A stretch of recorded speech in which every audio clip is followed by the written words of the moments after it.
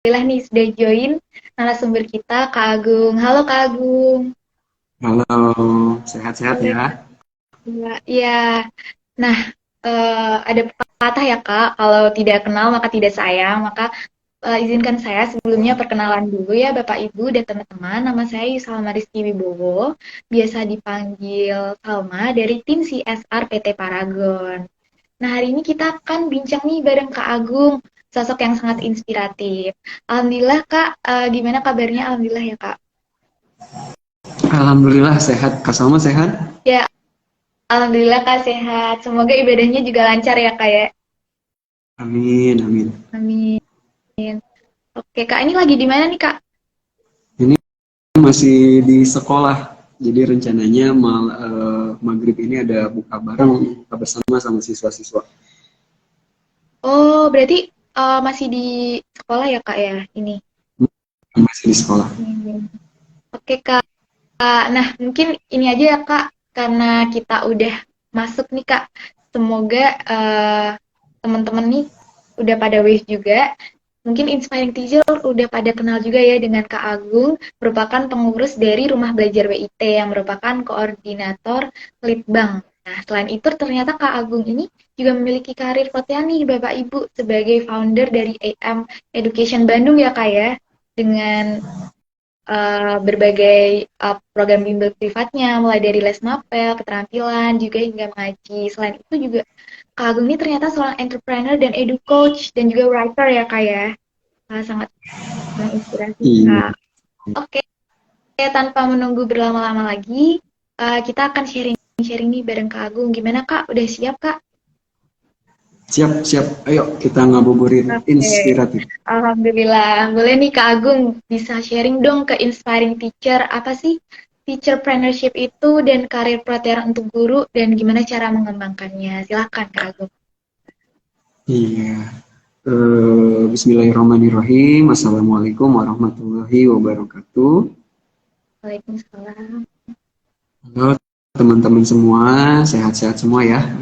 Alhamdulillah hari ini kita masih diberikan kesempatan untuk ngobrol santai, ngabuburit. Ini berkenaan dengan teacherpreneurship atau karir pelatihan dari seorang guru. Nah, jadi sempat disinggung juga oleh Kak Salma, karir pelatihan guru itu seperti apa gitu ya. Nah, jadi Bapak Ibu sebetulnya kalau pengalaman dari saya sendiri, karir pelatihan guru itu sebetulnya banyak bidangnya, banyak sekali Bapak Ibu inginnya itu teman-teman itu bidangnya pengen apa. Misalkan ada juga yang guru konten kreator, ada yang seperti itu.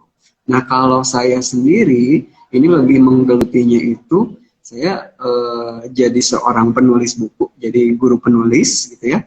Alhamdulillah sampai tahun 2023 ini sudah menerbitkan, sudah menulis 31 buku yang sudah selesai ditulis gitu.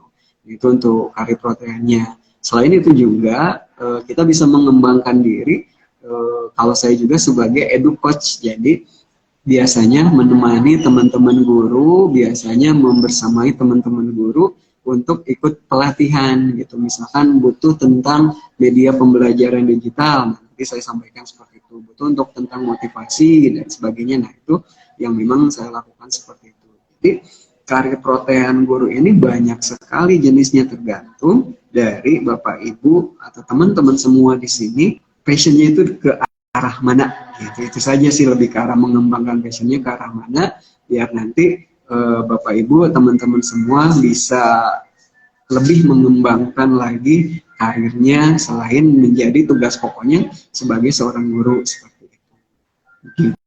Gitu, Salma. Oke Kak Agung, wah berarti memang sangat luas ya Kak untuk karir pelatihan guru tuh memang bergantung sama passionnya juga ya Kak ya. Oke. Betul, betul. Ya, Mungkin betul kalau sekali. dari aku penasaran nih Kak, bagaimana sih awalnya Kak Agung tuh punya motivasi Kak untuk mengembangkan karir pelatihan gitu Kak sebagai guru? Jadi ketika saya menjadi seorang guru, saya itu punya cita-cita, punya harapan, saya tidak mau menjadi guru yang biasa-biasa saja gitu, dalam artian ya sudah selesai melaksanakan tugas pokok guru, sudah tidak ada lagi kegiatan-kegiatan yang lainnya. Nah, yang coba saya kembangkan itu adalah saya coba dulu awalnya itu menjadi seorang penulis gitu ya, mulai dari menulis di lingkungan sekolah sendiri, misalkan menulis modul untuk di lingkungan sekolah, kemudian dikembangkan lagi itu kisaran tahun 2011 apa 2012 gitu ya, itu dimulai dari situ. Dan ternyata ketika saya coba menulis untuk penerbit gitu ya, ternyata memang diterima oleh penerbit. Nah dari situ muncullah permintaan untuk menulis buku. Makanya alhamdulillah juga sampai 31 buku selesai karena memang ada permintaan dari penerbit. Nah awalnya dari situ. Nah untuk saya mulai EduCoach itu sebetulnya saya mengisi ice breaking di sesi-sesi pelatihan. Awalnya dari situ tidak menyampaikan materi, hanya menyampaikan ice breaking. Waktu itu pernah ke SMK 4 Karawang waktu itu pertamanya tahun 2011. Nah dari situ ternyata muncullah keberanian saya untuk coba menjadi seorang EduCoach. Ada public speaking di situnya juga, dan ternyata memang bisa. Dan saya pikir juga teman-teman guru ini kan sudah terbiasa dengan public speaking ya, sudah terbiasa ngomong di depan murid-muridnya, tinggal dikembangkan saja gitu ya, ininya sasarannya ataupun siapa di ininya di pesertanya seperti itu. Terkembang ya Kak. Untuk dikumpulkan ke wali kelas melalui perwakilan kedua kelasnya. Untuk kelas mungkin boleh nih Bapak Ibu Inspiring Teacher juga kalau misalnya punya pertanyaan untuk Kak Agung boleh ditulis di chat atau di question box. Boleh banget nih Bapak Ibu. Mohon maaf Kak Salma.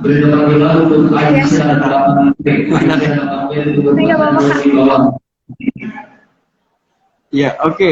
Ini mohon maaf karena waktu di sekolah ada pengumuman. Iya. Tadi mohon diulangi Kak. Iya Kak. Tadi berarti selama mengembangkan karir sebagai EduCoach ya Kak tadi itu juga mengembangkan skill-skillnya ya Kak ya. Jadi semakin bertambah seperti komunikasi dan lain-lain. Oke. Boleh nih Bapak Ibu jika punya pertanyaan bisa ditulis di chat atau di question box. Nah, oh ya Kak, aku juga penasaran nih Kak. Menurut Kak Agung, apa sih Kak yang membedakan karir dari guru konvensional dengan guru protean atau teacherpreneurship itu sendiri sih Kak? Iya. Jadi kalau misalkan karir protean atau teacherpreneurship itu adalah bahwa Bapak Ibu, teman-teman semua, tugas pokoknya adalah sebagai seorang guru. Itu tugas pokoknya, itu yang utamanya itu. Gitu. Nah, dari situ Bapak Ibu bisa mengembangkan karir proteannya atau teacherpreneurship-nya itu ke arah bidang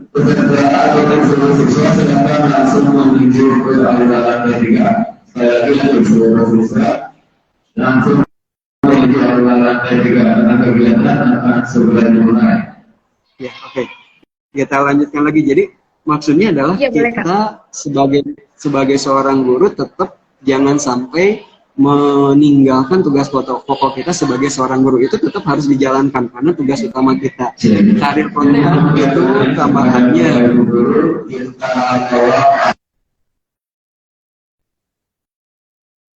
Nah, untuk tambahannya itu bisa disesuai dengan bidangnya masing-masing gitu.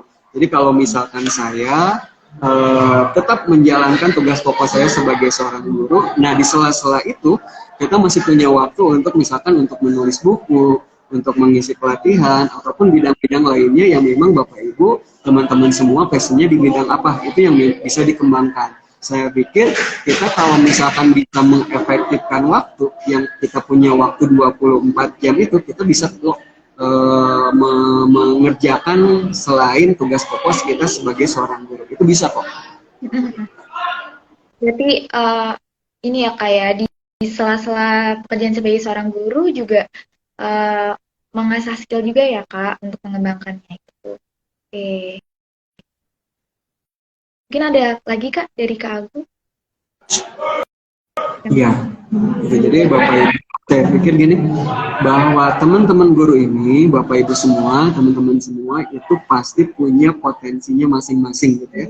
Baik di bidang musik misalkan, baik di bidang olahraga misalkan dan lain sebagainya. Nah, kembangkan bidang itu, tapi gitu ya, jangan sampai melupakan tugas pokoknya kita sebagai seorang guru gitu, yang jangan sampai diabaikan.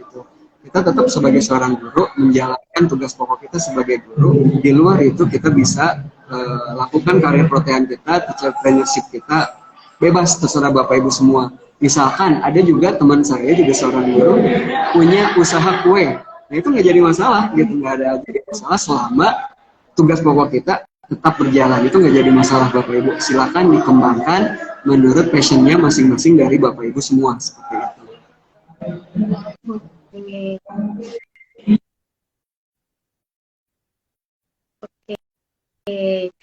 Oke Kak, mungkin ini ada pertanyaan sepertinya ya dari Kak Hari Onakleptula.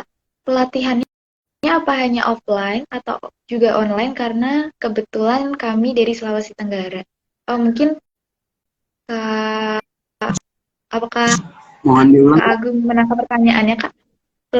Pelatihannya apa hanya online atau juga hanya offline atau juga online, karena jarak kami kebetulan dari untuk pelatihannya, jadi sebetulnya pelatihannya itu bisa online, bisa offline, bisa juga hybrid learning.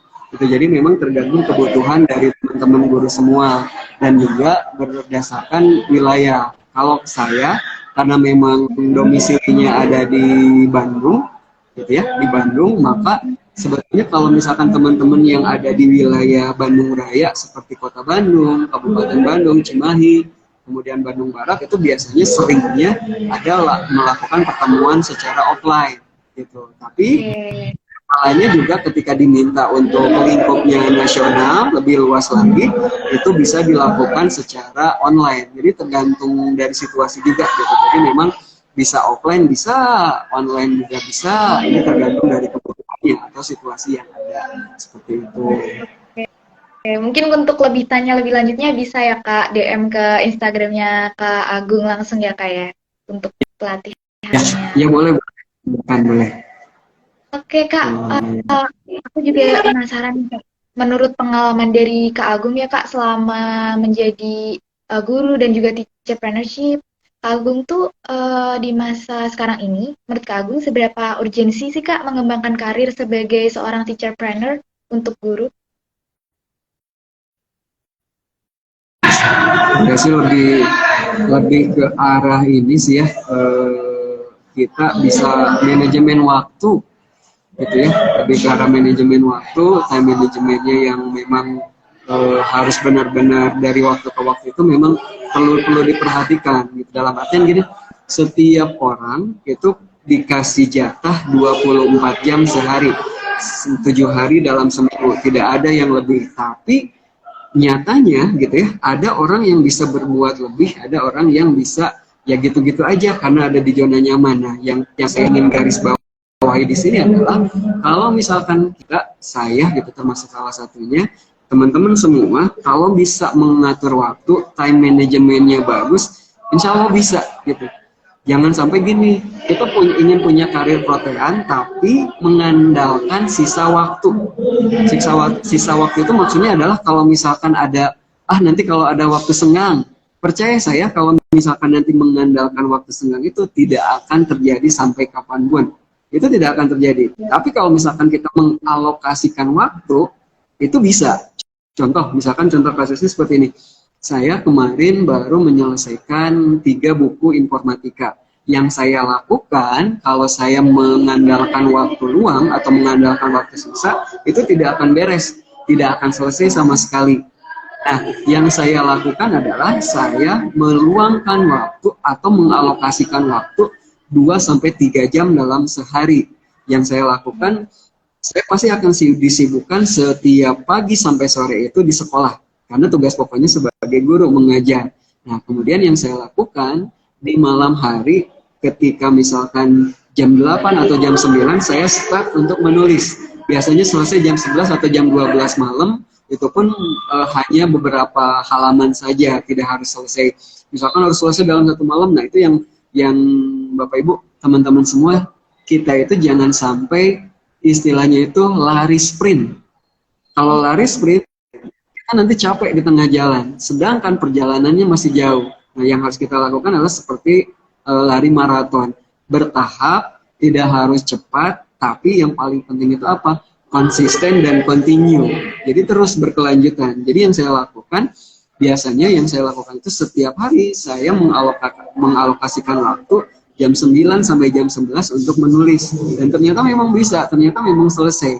Tapi kalau misalkan kita meluangkan waktu gitu ya, hanya nanti deh kalau ada waktu sisa, percaya saya itu nggak akan selesai, nggak akan terjadi sampai kapanpun. Makanya butuh untuk mengalokasikan waktu. Bapak Ibu terserah waktu senggangnya Bapak Ibu gitu ya.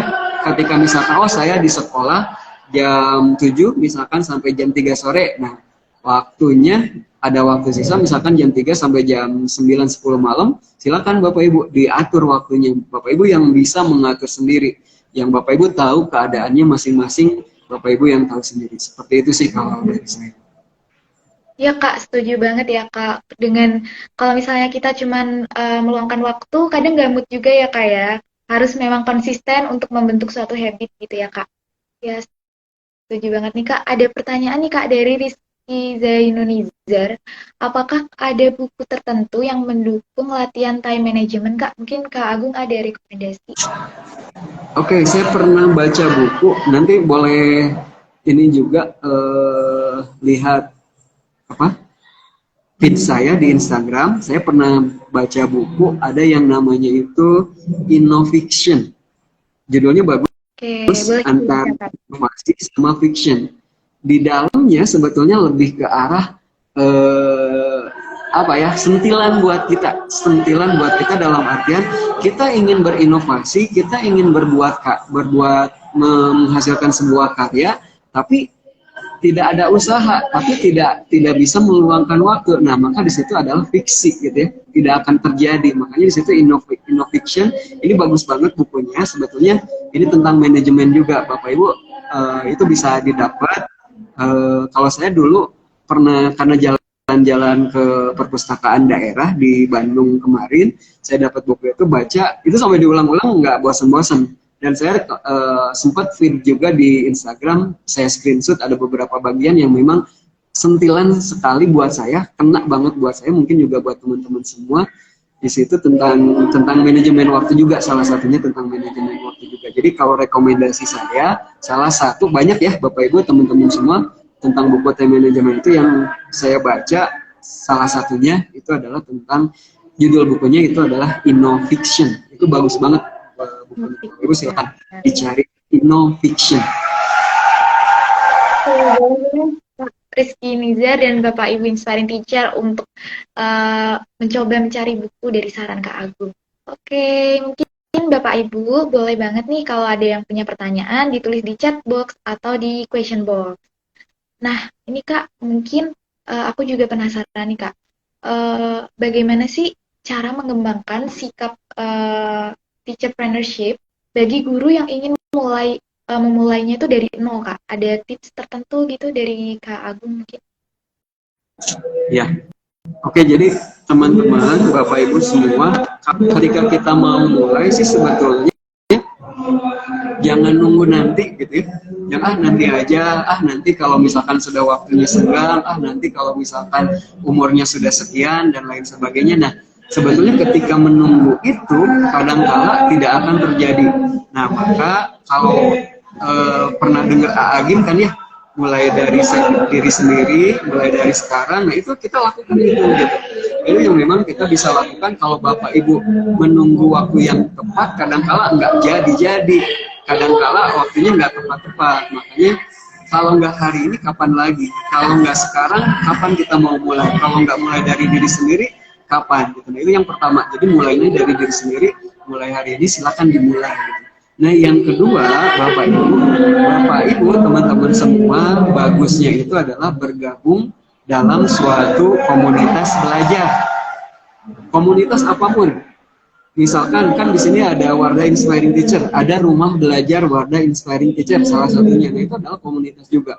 Atau Bapak Ibu ada MGMP, ada KKG atau apapun tentang komunitas belajar.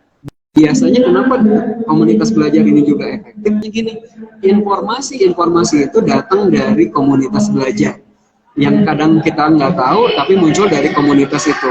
Yang keduanya dari komunitas belajar juga kadangkala biasanya kalau kita lagi sendirian, kalau kita kerja sendirian, yang terjadi kalau kita capek, kalau kita tidak semangat, ya sudah, nggak ada yang mengingatkan untuk bangkit, mengingatkan untuk semangat lagi, nggak ada. Tapi kalau misalkan kita dalam komunitas, kadangkala kita misalkan ada keluh kesah, kita belum lagi tidak semangat, kadangkala ada dari teman komunitas kita, yuk semangat yuk, apa sih yang bisa dibantu, yang saling mengingatkan di situ di dalamnya. Jadi beda antara kerja individu dengan tergabung dengan komunitas itu, kadangkala ada aja yang selalu mengingatkan kita, ngasih semangat kita, atau sebaliknya kita yang memberikan semangat untuk mereka. Jadi penting juga untuk bergabung dalam komunitas belajar. Dan yang terakhir sih satu lagi, Bapak Ibu, yang paling penting itu adalah kita dari diri sendiri itu mau untuk menggali informasi dari sumber apapun, gitu ya. Kadang-kala ketika misalkan ada kesempatan pelatihan, nggak akan ikut gitu ya, atau ada kesempatan apa-apa kita nggak ambil, padahal di situ tidak hanya sebatas pelatihan saja, kita ketemu dengan orang banyak nih, itu sebuah jaringan buat kita, silaturahmi buat kita. Nah di situ kita kan ketemu banyak orang. Nah itu sih sebetulnya kita memanfaatkan kesempatan yang ada, jangan sampai dilepas kesempatan itu, sayang banget gitu sih. Kalau dari saya sih seperti itu. Oke, Kak Agung sangat insightful ya ini untuk Bapak Ibu yang ingin memulai karir teacherpreneurship dari nol, sangat bisa dimulai dari diri sendiri dan juga konsistensi tadi ya Kak. Oke Kak, terakhir mungkin kalau dari aku, kira-kira sejauh ini apa sih Kak tantangan terbesar Kak Agung nih menjalani karir sebagai teacherpreneurship? Ya, jadi sebetulnya Bapak Ibu, teman-teman semua, tantangannya itu dua kalau saya garis bawahi. Yang pertama, yang paling berat menurut saya itu adalah dari internal diri sendiri. Itu yang paling berat. Karena saya yakin musuh terberat itu adalah diri sendiri. Melawan rasa malas, melawan rasa kantuk dan lain sebagainya itu luar biasa perjuangannya, gitu ya. Ketika misalkan Bapak Ibu melawan rasa malas itu dan ternyata menang, itu perjuangan yang luar biasa. Itu termasuk saya rasakan sendiri di tantangan internal itu, time management pun di dalamnya, gitu. Karena kalau saya sendiri pun kegiatannya memang lumayan cukup banyak juga. Termasuk kemarin itu saya sempat kewalahan untuk mengatur waktu, selain tugas dari sekolah, kemudian di manajemen sekolah juga, jadi guru pamong PPG, kemudian juga ikut guru penggerak juga, kemudian kemarin baru selesai dapat mikro kredensial dari Harvard University, dan itu ternyata dalam waktu yang bersamaan ini gimana gitu ya. Ketika kita bisa memanage waktu, ketika kita bisa mengalahkan diri sendiri, ternyata hasilnya luar biasa. Dan kemarin baru selesai Harvardnya, pendidikan guru penggerak juga tinggal sedikit lagi. Time manajemennya ya Bapak Ibu semua melawan diri sendiri, itu yang pertama. Kemudian tantangan yang kedua muncullah dari eksternal. Eksternal itu dari lingkungan kita sendiri, baik misalkan lingkungan keluarga, baik itu di lingkungan sekolah, baik itu di lingkungan masyarakat dan lain sebagainya. Ada kalanya tidak setiap kali gitu ya. Ada kalanya biasanya ada gitu ya teman kita atau ya rekan sejawat kita yang kadangkala suka sewot gitu ya, suka apa sih gitu ya. Ini pekerjaan sekolah nggak kekerjakan, ada aja seperti itu. Nah, tapi itu Bapak Ibu, kalau Bapak Ibu pernah baca buku juga nih, ini ada spill buku juga, ada sebuah seni bersikap bodoh amat gitu ya, ada kan itu ya.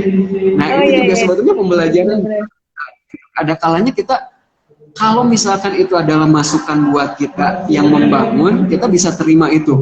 Tapi kalau misalkan hal itu menjatuhkan kita, ada kalanya kita bersikap bodoh amat, nggak jadi masalah. Itu kita butuh hal seperti itu Bapak Ibu. Jadi kalau misalkan ada teman kita, ini suka terjadi juga, termasuk di sekolah saya ada juga yang seperti itu. Tapi jangan sampai hal-hal yang seperti itu menjatuhkan Bapak Ibu, meruntuhkan semangat Bapak Ibu. Jangan sampai seperti itu. Makanya ada kalanya gitu ya, kita bisa bersikap bodo amat. Itu yang memang perlu kita lakukan seperti itu. Jadi terangnya dua hal, eksternal, yang saya pikir internal itu yang paling berat menurut saya seperti itu. Oke, sangat sangat insightful ya Kak tentang gimana kita manage diri kita sendiri, baik itu tantangan dari internal maupun eksternal ya Kak. Boleh banget nih Bapak Ibu buruan dicari bukunya. Rekomendasi ini juga dari Kak Minggu Marcelinus nih, sudah baca bukunya di Taman Bacaan Masyarakat Chandrawala Flores. Wah, keren banget Kak. Oke Kak Agung, mungkin eh karena keterbatasan waktu ya, saya izin untuk memetik hikmah dari bincang inspiratif kita hari ini ya Kak. Nah, yang pertama nih Bapak Ibu, untuk entrepreneurship itu sendiri tuh banyak bidangnya, mulai dari edu coach, writer, itu sesuai dengan passion mana, mulai dari teknologi, menulis, ataupun skill lainnya. Kemudian untuk teacherpreneurship itu sendiri, kita tuh apa sih teacherpreneurship itu? Jadi karir utama guru yang mengembangkan karir sesuai dengan bidang skill lain gitu ya Kak, yang lebih fleksibel gitu. Kemudian untuk time management juga penting diperhatikan ketika kita ingin mengembangkan potensi teacherpreneurship itu sendiri. Jadi jangan hanya mengandalkan sisa waktunya aja, tapi juga konsistensi dan kontinuitas dari usaha kita gitu. Dan juga sarannya adalah mulai dari sekarang, mulai dari diri sendiri untuk memulai. Selain itu, bergabung dalam suatu komunitas belajar juga sangat membangun ya Kak, karena bisa mendorong kita ketika misalnya kita lagi kurang mood mungkin gitu, kita bisa terus belajar, bisa menjalin koneksi dengan komunitas yang membangun tersebut. Dan yang terakhir adalah tantangan itu bisa muncul dari internal maupun eksternal. Yang penting adalah kita terus belajar dan mengambil kritik yang membangun dan bersifat mungkin bisa aja bodo amat dengan kritik yang mungkin menjatuhkan gitu ya Kak Agung. Oke, harapannya semoga bermanfaat nih ya Kak buat para inspiring teacher dan juga bisa menginspirasi Bapak Ibu semua. Tidak terasa kita udah di penghujung acara nih Kak. Terima kasih banyak Kak Agung atas waktu dan ilmunya Kak. Semoga berkah ya Kak di bulan Ramadan ini berbagi ilmu dengan kita semua. Terima kasih Kak Salma. Terima kasih teman-teman semuanya. Moderator izin undur diri ya Kak. Mohon maaf apabila ada kesalahan baik yang disengaja maupun yang tidak disengaja. Oke, terima kasih Kak Agung. Assalamualaikum warahmatullahi wabarakatuh. See you semua Bapak Ibu Inspiring Teacher di acara berikutnya. Terima kasih. Terima kasih Kak. Ya.